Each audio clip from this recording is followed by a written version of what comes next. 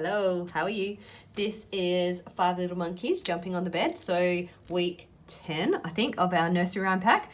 I will show you, just to start here, we're repeating this verse for 4, 3, 2, and then for 1, we've got the end verse there. I'm not singing it for you. I'm sorry. I'm not sorry, actually. So first activity is a roll the dice activity. So again, giving our little ones some control to manipulate the lyrics. Yeah? So for this one, we roll the dice and whatever it lands on, that's how many monkeys we're starting at in the first verse. And instead of jumping, we've got rolling, singing, dancing, tumbling, swinging, and eating. So you can use this just to sing along, but you can also get your little ones to whatever it lands on, try and act it out as you sing it. Yeah, which I'm not doing for you, especially not under this camera. So I'm going to go into fast forward as I stick these two dice together. Hang on a sec.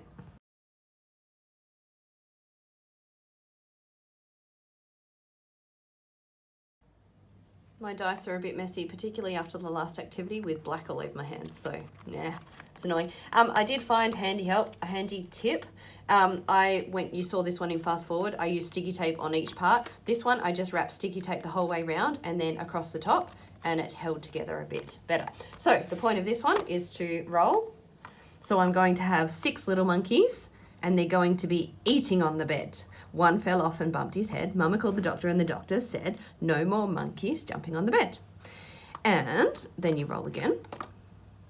Oh, hang on, we got eating again. Let's get a different one. Swinging, dancing, singing, tumbling, and rolling. There you go. All right, I hope you enjoy that one.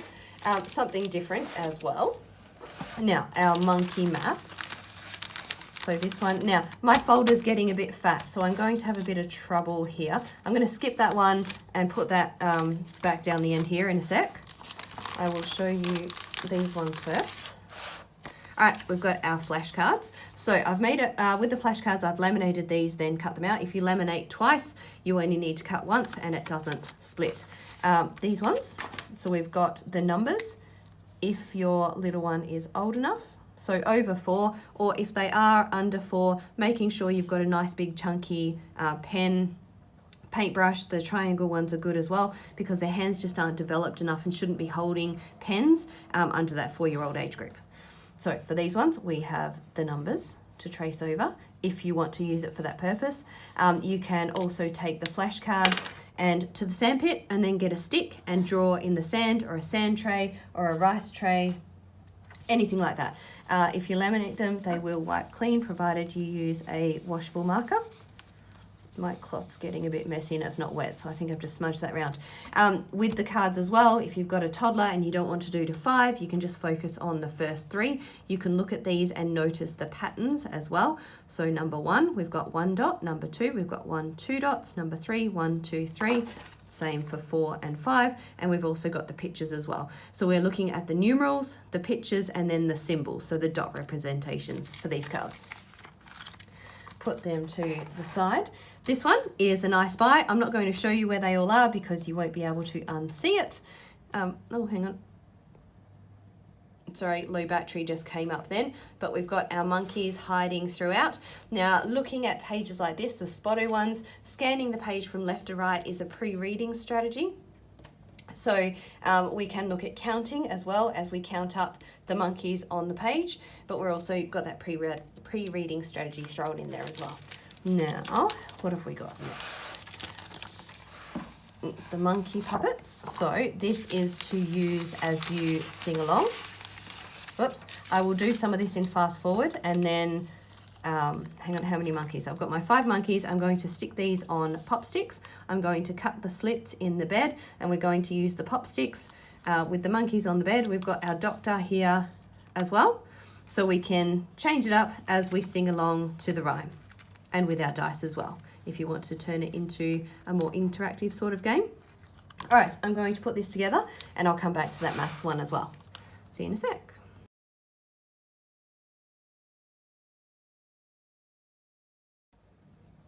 Back again. For this one, as I said with, I think it was the wheels on the bus activity, if you can bear it and let your little one do as much cutting out as possible, with the exception of using the scalpel, obviously, or a kitchen knife to do these sorts of things, they are quite dangerous and could slip. Just a little disclaimer there.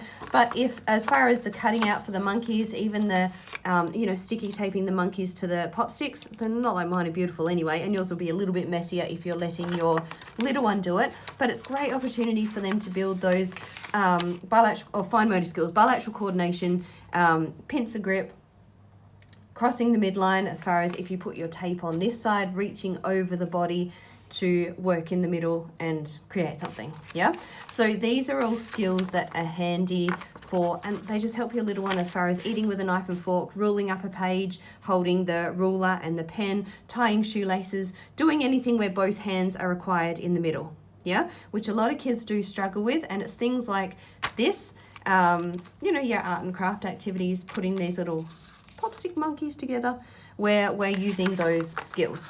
They'll also use them as well as far as holding the page and moving it around to get them in and out, but they'll use it a lot in creating them too. So this is our page with our doctor, so he can move up and down or in and out. We've got our 5 little monkeys, and as they jump off the bed and bump their head, we can move them and put them to the side, yeah, till we end up with 1 little monkey left. And as far as jumping on the bed, we can have our hand behind and move it up and down. He's so cute. And we've got our doctor over there. He doesn't have to sit in there. I just put it there so he's got somewhere to stay, and he can tell him off, and then he can go away, and our little monkey can jump and bump his head and go. There you are. Sorry, I'm good at designing these things. I'm not very creative when it comes to storytelling. Whoops, the monkey just flew off the desk. Hang on. And we're back. Sorry about that. Oh, and I completely forgot. Hang on. All right, I'm back. I just switched those pages around with our monkey maths there, so I can now write on it. Or if we don't want to write, we can use counters. You could write this bit and they can show you down here on the 10 frame. And we've got our little monkey faces. So I'm going to do the sum first. You can choose to write numerals. So 2, we'll go addition, and 3, so I can write the number 3, or I could do 3 dots. You could mix that up. Your little one's just going to have to understand what the numbers mean, which is why we do lots of those counting activities. So keep it the same or mix it up depending on the age of your little one and their skill level, and we want to know what that equals. So we've got our 2 monkeys, 1, 2, and we're going to add on 1, 2, 3 monkeys, 1, 2, 3, and then we can count them up, 1, 2, 3, 4, 5.